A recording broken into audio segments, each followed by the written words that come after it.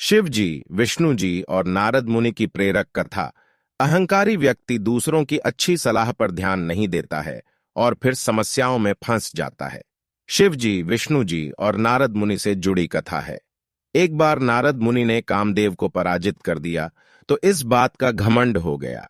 इसके बाद नारद जी जहां जाते वहां अपनी तारीफ करने लगते। ऐसे ही एक दिन वे शिव जी के पास पहुंच गए। नारद जी ने शिव जी के सामने अपनी प्रशंसा करना शुरू कर दी। नारद मुनि से पहले शिव जी ने भी कामदेव को भस्म कर चुके थे, लेकिन इसके लिए शिव जी ने क्रोध किया था। नारद मुनि ने शिव जी से कहा कि मैंने भी कामदेव को जीत लिया है, लेकिन इसके लिए मैंने गुस्सा नहीं किया। शिव जी नारद मुनि की बातें सुनकर समझ गए कि इन्हें अहंकार हो गया है। शिव जी ने कहा कि आप मुझसे तो ये सब बातें कह रहे हैं, लेकिन विष्णु जी से ये सब मत कहना।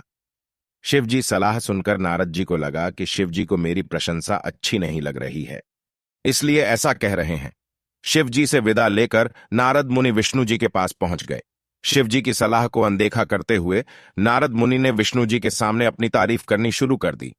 विष्णु जी के सामने नारद मुनि ने अहंकार दिखाया तो विष्णु जी ने तय किया कि नारद जी भक्त हैं और इनको घमंड करना सही नहीं है। इसके बाद विष्णु जी ने अपनी माया रची। नारद मुनि विष्णु जी के यहां लौट रहे थे तो उन्हें रास्ते में एक सुंदर राज्य दिखा। वे उस राज्य में पहुंचे तो वहां देखा कि एक राजकुमारी का स्वयंवर हो रहा है। राजकुमारी बहुत सुंदर थी। उसे देखकर नारद ही मोहित हो गए और तुरंत ही विष्णु जी के पास पहुंच गए। नारद मुनि ने विष्णु जी से कहा कि आप मुझे सुंदर रूप दे दीजिए ताकि मैं उस स्वयंवर में जाऊं और वह राजकुमारी मुझे अपना वर चुन ले। मैं उससे विवाह करना चाहता हूं। विष्णु जी ने नारद जी से कहा कि मैं वही करूंगा जो आपके लिए अच्छा है। इसके बाद नारद मुनि उस स्वयंवर में पहुंच गए। विष्णु जी ने नारद मुनि को बंदर यानी वानर का मुख दे दिया था। स्वयंवर में नारद पहुंचे तो वहां बंदर जैसे मुख की वजह से उनका बहुत अपमान हुआ। गुस्से में नारद मुनि ने विष्णु जी को शाप दे दिया, लेकिन जब उनका मन शांत हुआ तो उन्हें पूरी बात समझ आ गई।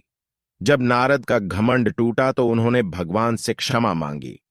इस कथा से संदेश मिल रहा है कि किसी भी स्थिति हमें घमंड नहीं करना चाहिए।